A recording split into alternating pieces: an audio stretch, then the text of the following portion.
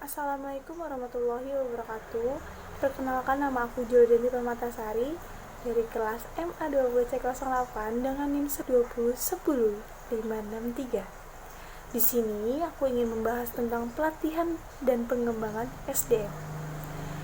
Yang disebut dengan pelatihan adalah meningkatkan kinerja jangka pendek dalam pekerjaan atau jabatan tertentu yang diduduki saat ini dengan cara meningkatkan kompetensi atau pengetahuan dan pengembangan atau juga keterampilan para karyawannya. Lalu, di sini disebut dengan pengembangan, yaitu memacu pada aktivitas-aktivitas yang diarahkan untuk meningkatkan kompetensi selama periode waktu lebih panjang yang melampaui jabatan saat ini, guna mengantisipasi kebutuhan masa depan organisasi yang harus terus berkembang dan berubah. Metode-metode pelatihan dan pengembangan itu dibagi menjadi 3. Yang pertama ada pelatihan instruksi kerja. Apa sih yang disebut pelatihan instruksi kerja itu? Misalnya seperti karyawan langsung belajar menjalankan pekerjaannya saat ini.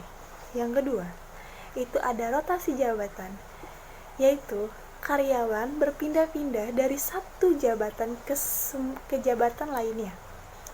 Ini penting untuk membuat karyawan ahli dalam berbagai pekerjaan sehingga bisa cepat menggantikan karyawan yang lain yang sedang cuti, yang sedang absen, ataupun yang sedang habis kontrak.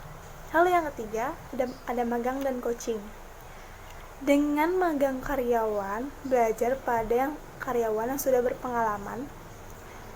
Artinya, meskipun bisa juga dikombinasikan dengan pelatihan di kelas, di luar jam kerja, coaching mirip dengan magang karena sebagai coach atau pembimbing berusaha memberi contoh untuk ditiru karyawan yang sedang dilatih atau di training.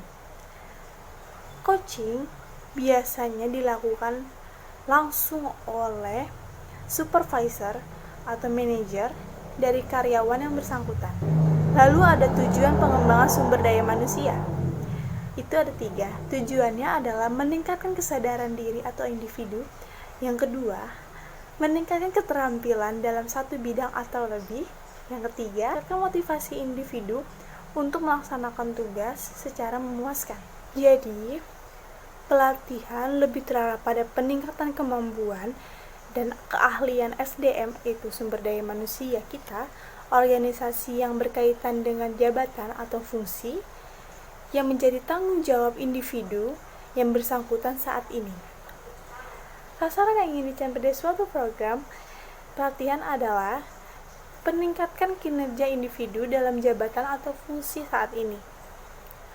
Lalu untuk yang pengembangan cenderung bersifat normal, menyangkut antisipasi kemampuan dan keahlian individu yang harus dipersiapkan bagi kepentingan jabatan yang akan datang.